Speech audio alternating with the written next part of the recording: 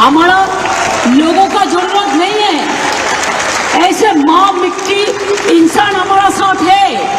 हमारा कोई political party रहे या ना रहे, हमारा कोई लेना देना नहीं है। हमारा लेना देना है हर धर्म के लिए, सर्वधर्म समन्वय के लिए। बहुत बहुत धन्यवाद। नमस्कार। जियो और जीने दो, जियो और जीने दो, जियो और जीने दो, जीतो जीतो जीतो।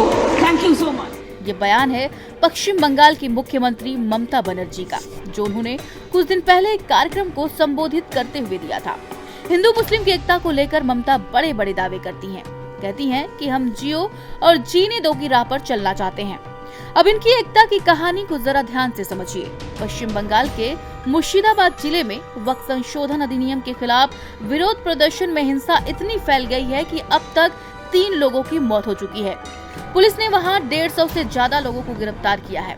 हैरानी की बात यह है कि हालात इतने बिगड़ चुके हैं कि सैकड़ों लोगों को अपने घर छोड़ने पर मजबूर होना पड़ा है। दरअसल अब तक 500 से ज्यादा ग्रामीण मुर्शिदाबाद जिले के धुलियान से पलायन कर मालदा जिला पहुंच चुके हैं। ये लोग पार लालपुर हाई स्कूल में रुके हुए हैं। पलायन करने वालों में ज्यादातर महिलाएं और बच्चे हैं।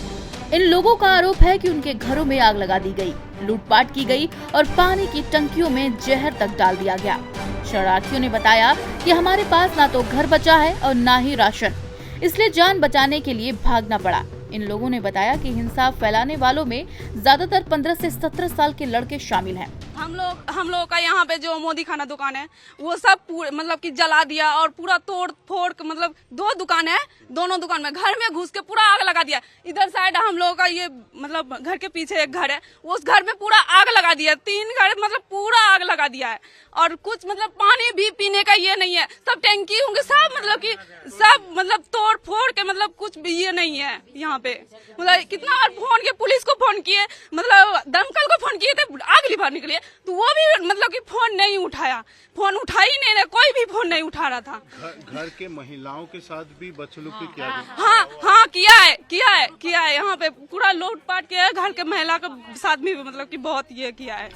वक्फ कानून के खिलाफ प्रदर्शन में फैली हिंसा को देखते हुए हालात नियंत्रण में रखने के लिए बॉर्डर सिक्योरिटी फोर्स यानी कि BSF ने मुर्शिदाबाद में अपनी तैनाती और बढ़ा दी है। मुर्शिदाबाद जिले में हिंसा के कारण पलायन करने वाले लोगों ने राज्य में राष्ट्रपति शासन लगाने की मांग की है। ऐसे में चलिए जानते हैं कि राष्ट्रपति शासन क्या होता है और किन परिस्थितियों में राष्ट्रपति शासन को लागू किया जाता है। राष्ट्रपति शासन का मतलब है राज्य सरकार को निलंबित करना और केंद्र का सीधा शासन लागू करना। केंद्र सरकार संबंधित राज्यों का सीधा नियंत्रण अपने हाथों में ले लेती है और राज्यपाल उसका संवैधानिक मुखिया बन जाता है। विधानसभा या तो भंग कर दी जाती है या उसका सत्रावसान यानी कि संसद सत्र या किसी अधिवेशन की समाप्ति कर दिया जाता है।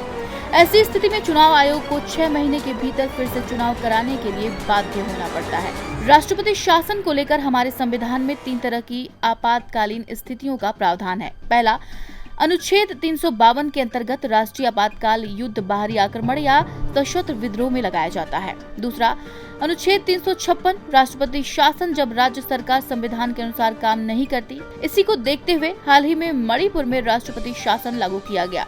तीसरा, अनुच्छेद 360 के तहत वित्तीय आपातकाल, आर्थिक संकट की स्थिति में राष्ट्रपति शासन लगाया जा सकता है। इसे ऐसे समझिए, अनुच्छेद 356 कहता है कि अगर किसी राज्य में दंगे या अशांति हो जाए और राज्य सरकार उसे संभाल न पाए तो केंद्र सरकार को अधिकार मिल जाता है कि वह उस राज्य की सरकार को हटाकर वहां राष्ट्रपति शासन लागू कर सके। नॉलेज के लिए आप ये भी जान लीजिए कि किसी राज्य में राष्ट्रपति शासन को 6 महीने के लिए लगाया जाता है। इस 6 महीने के भीतर ही चुनाव आयोग को राज्य में मतदान करवाकर दोबारा सरकार के गठन की प्रक्रिया पूरी की जाती है। हालांकि जब देश में राष्ट्रीय आपातकाल लागू हो तो इसे बढ़ाया जा सकता है। राष्ट्रपति शासन विशेष स्थितियों में 3 वर्ष तक बढ़ सकता है, लेकिन इसके लिए चुनाव आयोग को यह प्रमाणित करना होता है कि वर्तमान स्थिति में राज्य में चुनाव करवाना संभव नहीं है। आपको बता दें कि देश की आजादी के बाद से अब तक देश के विभिन्न राज्यों में कुल 134 बार राष्ट्रपति शासन लगाया जा चुका है।